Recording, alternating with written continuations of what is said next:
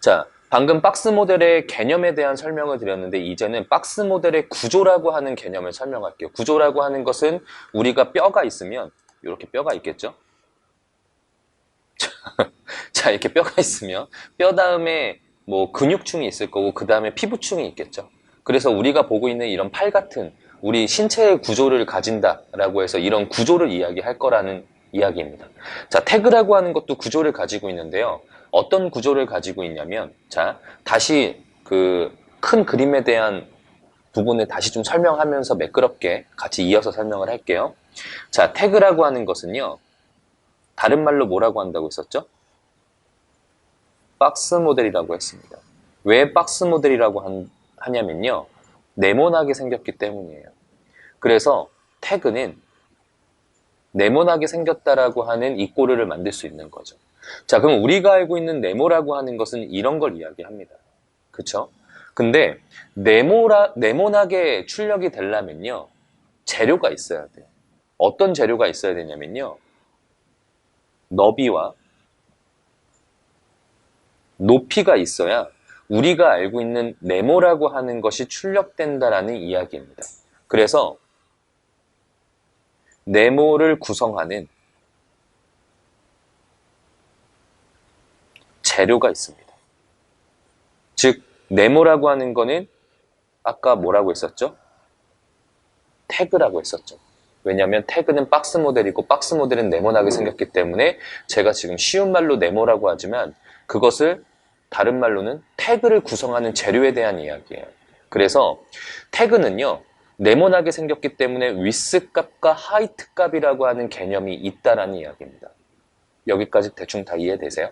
자, 그래서 네모는 태그는 네모나게 생겼고 그 네모를 구성하는 필수 재료가 첫 번째 뭐가 있다고요? width 값이 있습니다. 두 번째 뭐가 있어요? 높이 값이 있어요. height. 자, 그래서 모든 태그는 width 값과 height 값이 있습니다. 그렇기 때문에 네모나게 나오는 거고요. 요것만 있는 것이 아니고 또 뭐가 있냐면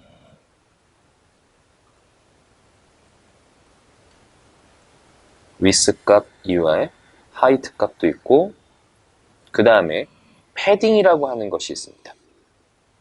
그 다음에 보더라고 하는 게 있고요.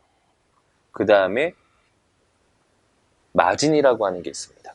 이 패딩 보더 마진이라고 하는 것은 조금 이따가 알아보도록 하고요. 지금은 width 값과 height 값이라고 하는 개념까지만 알고 계시면 될 것 같아요. 그래서 우선 결론적으로 박스 모델이라고 하는 그 태그가 갖고 있는 구조적인 것을 좀 먼저 설명을 드리면요. width와 height 값이 있고요. 그래야 네모나게 나오겠죠. 그리고 그 바깥 영역에 패딩이라고 하는 3번이 있고요. 그 다음에 보더라고 하는 4번이 있고요. 마진이라고 하는 5번의 영역이 있습니다.